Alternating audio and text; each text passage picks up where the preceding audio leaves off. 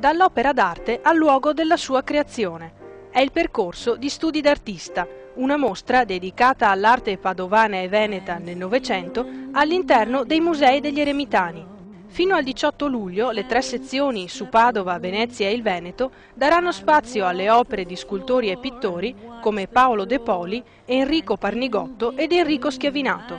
Una serie di fotografie per fare un salto indietro nel tempo e immergersi nella realtà dell'atelier, il luogo inaccessibile della magia dove l'artista dà forma alle idee.